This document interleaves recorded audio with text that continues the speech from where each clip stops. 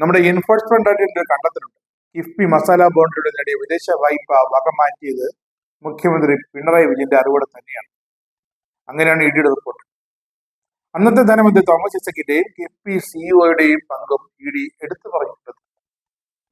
ഭൂമി ഏറ്റെടുക്കൽ രേഖകളിൽ മുഖ്യമന്ത്രി ഒപ്പിട്ടത് ധനമന്ത്രിയായിരുന്ന തോമസ് ഐസക്കിന്റെയും കിഫ്ബി സിഇഒ കെ എം എബ്രാഹിമിന്റെയും അറിവോടെയാണെന്ന് റിപ്പോർട്ടിലുണ്ട്. ഇത് രാജഭരണമൊന്നുമല്ല, രഹസ്യമായി ഇതൊക്കെ ഒപ്പിടാൻ. മസാല ബോണ്ടിലൂടെ നേടിയ വിദേശ വാണിജ്യ വായ്പ ഉപയോഗിച്ച് 5000 ഏക്കറിലേറെ ഭൂമി വാങ്ങിയെന്നും ഇതിൽ ഫെമ ചട്ടത്തിന്റെ ലംഘനമുണ്ടെന്നുമാണ് ഇഡി കണ്ടെത്തൽ.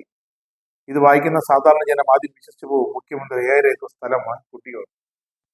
ഭൂമിക്ക് 466 കോടി രൂപ ചെലവിട്ടു.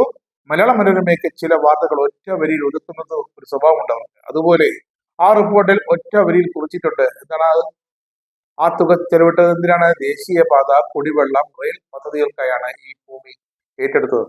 ഇപ്പോഴാണ് ജനത്തിന് മനസ്സിലാകുന്നത് പിണറായി വിജയൻ വാങ്ങിക്കൂട്ടിയതല്ല ഈ 5000 ഏക്കർ ഈ വികസന പദ്ധതികൾക്കാണ്.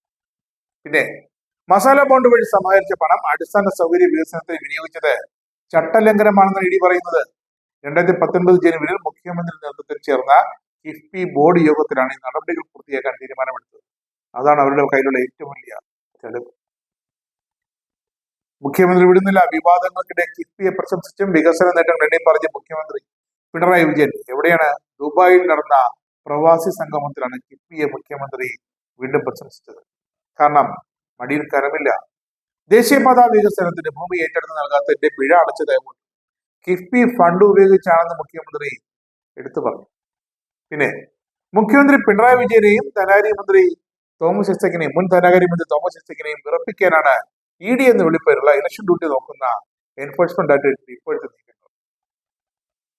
കേരളത്തിൽ അവർ വിമാനത്തിൽ നിന്ന് ചുറ്റിക്കണ്ട വികസന പദ്ധതികൾ, അല്ലാതെ അവർക്ക് വേറെ വഴിയൊന്നുമില്ല. ചുരുങ്ങിയ സമയത്ത് ഇത്രയും പദ്ധതികൾ കണക്കിലെടുത്ത് അസസ് ചെയ്യുക എന്ന് പറഞ്ഞാൽ അതൊരു ഗംഭീര ടാസ്കാണ്. കേരളത്തിന്റെ പശ്ചാത്തല വികസനത്തിൽ കിഫ്ബി ചെയ്തു വച്ച വിസ്മയകരമായ നിർമ്മാണങ്ങൾ ആകാശത്ത് നിന്ന് നോക്കിക്കണ്ട് സാവധാനം താഴെയിറങ്ങി വരുന്ന കിഫ്ബി ഉദ്യോഗസ്ഥരുടെ കേരള ജനതയ്ക്ക് ചിലത് ചോദിക്കാനുണ്ട്. മറുപടി തന്നേ പറ്റും. NTPCക്കും NHAIക്കും ആകാമെങ്കിൽ അത് കിഫ്ബി ആയിക്കൂടെ? കിഫ്ബി മസാല ബോണ്ട് വഴി പണം സമാഹരിച്ചത് ഫെമ നിയമങ്ങൾ ലംഘിച്ചെന്നാണ് ഇപ്പോൾ ഏറ്റവും പുതിയ ഇഡി കണ്ടെത്തൽ. NTPC national thermal power corporation, NHAI national highway authority of India, ഇവയ്ക്ക് മസാല ബോണ്ട് വഴി പണം സമാഹരിക്കാമെങ്കിൽ കേരളത്തിന്റെ കിഫ്ബിക്കുമാകാം എന്ന് മാത്രമാണ് ഇഡിക്കുള്ള ഇതിലെ മറുപടി. ഇഡിയുടെ പണി നോക്കിയാൽ മതി, റിസർവ് ബാങ്കിന്റെ പണി ചെയ്യേണ്ട. കാരണം റിസർവ് ബാങ്ക് അനുമതി വെച്ചാണ് കേരളം ആ മസാല ബോണ്ട് എടുത്തത്. ലണ്ടൻ സ്റ്റോക്ക് എക്സ്ചേഞ്ചിൽ പോയി NTPC മസാല ബോണ്ട് വഴി, ഇതേ മസാല ബോണ്ട് വഴി 2000 കോടി രൂപയാണ് സമാഹരിച്ചത്. അവർക്കാകാം. ഇതേ രീതിയിൽ NHAI സമാഹരിച്ചത് 5000 കോടി രൂപ, അവർക്കുമാകാം. രണ്ടും കേന്ദ്ര സർക്കാരിന്റെ സ്ഥാപനങ്ങൾ, കിഫ്ബി കേരളത്തിന്റെ സ്ഥാപനം.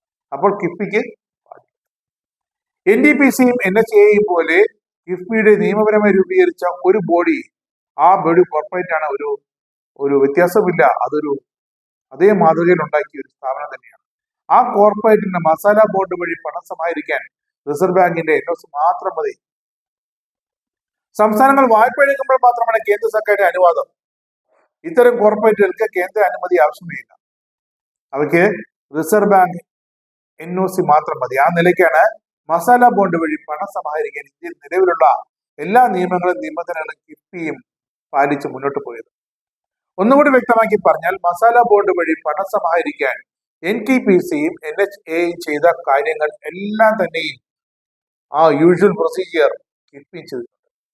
അടുത്ത ചോദ്യം, അവരെ കൊടുക്കുന്നല്ല, കിഫ്ബിയെ കൊടുക്കുന്നു. മസാല ബോണ്ടിൽ നിയമലംഘനം ഉണ്ടെങ്കിൽ തന്നെ അത് ചൂണ്ടിക്കാണിക്കേണ്ടത് ഇഡിയാണ്.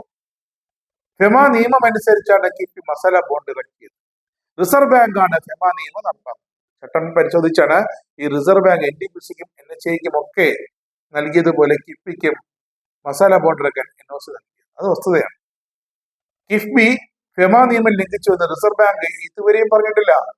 ഇനി കിഫ്ബിയുടെ മസാല ബോണ്ടിൽ നിയമലംഘനം നടന്നെങ്കിൽ അത് പറയേണ്ടത് ഇഡി അല്ല. അതുകൂടി ഓർക്കണം, റിസർവ് ബാങ്കാണ്. അതുകൊണ്ട് ഇഡിയുടെ പണി നോക്കിയാൽ മതി, റിസർവ് ബാങ്കിന്റെ പണി അവർ നോക്കിക്കോളും. അടുത്ത ചോദ്യം, മസാല ബോണ്ട് ഉപയോഗിച്ച് ഭൂമി വാങ്ങുന്നതും അക്വയർ ചെയ്യുന്നതും ഒന്നാണ്. മസാല ബോണ്ട് വഴി സമാഹരിച്ച തുക ഭൂമി വാങ്ങാൻ ഉപയോഗിച്ചിരിക്കുന്നതെന്നാണ് ഇപ്പോൾ ഇ ഡി പറയുന്ന മറ്റൊരു കുറ്റം. മസാല ബോണ്ട് നിഷ്കർഷകളുടെ ലംഘനമാണ് എന്നാണ് ഇ ഡിയുടെ വാദം. ഭൂമി വാങ്ങലും ഭൂമി അക്വയർ ചെയ്യലും രണ്ടാണെന്ന അടിസ്ഥാന വിവരം പോലും ഇല്ലാതെയാണ് ഇ ഡിയുടെ പ്രവർത്തനം. കിഫ്ബി ഈ സ്ഥലം ഭൂമി വാങ്ങുകയല്ല, പർച്ചേസ് ചെയ്യുകയല്ല, മറിച്ച് അക്വയർ ചെയ്യുകയാണ് ചെയ്തത്. അത് ഇ ഡിക്ക് വ്യക്തമായി അറിയാം, പക്ഷേ പൊതുജനത്തിന് അറിയില്ലല്ലോ. അതുതന്നെയുമല്ല, ഭൂമി വാങ്ങാൻ ഉപയോഗിക്കുന്നതിനെ വിലക്കുന്ന ഈ നിബന്ധന കിഫ്ബി ഫണ്ട് വിനിയോഗ സമയമായപ്പോഴേക്കും റിസർവ് ബാങ്ക് ഒഴിവാക്കുകയും ചെയ്തു. ശരിക്കും പറഞ്ഞാൽ ഇ ഡി ഇപ്പോൾ വന്നത് ഇലക്ഷൻ ഡ്യൂട്ടിയുമായിട്ടാണ് എന്ന് തന്നെ ഇനിയും പറയാം. ഇനിയും എത്ര വേണമെങ്കിലും നോട്ടീസ് അയക്കും. കാരണം കേരളത്തിൽ അത്ര കണ്ട് വികസന പദ്ധതികൾ പൂർത്തിയായി കഴിഞ്ഞതുകൊണ്ട് ഇടിക്ക് സാമൂഹ്യക്ഷേമം കൊടുക്കുന്ന അതിനടക്കം അവർക്ക് വേണമെങ്കിൽ നോട്ടീസ് അയക്കാം. മറുപടി തീർത്തും തിരികെ നൽകുന്നതായിരിക്കും. അതിന് കേരളത്തിന് കഴിയും. അതിൽ തൃപ്തരായിക്കൊള്ളണം എന്ന് മാത്രമാണ് ഇലക്ഷൻ ഡ്യൂട്ടി എന്ന ഇ ഡിയോട് കേരളത്തിന് പറയാനുള്ളത്.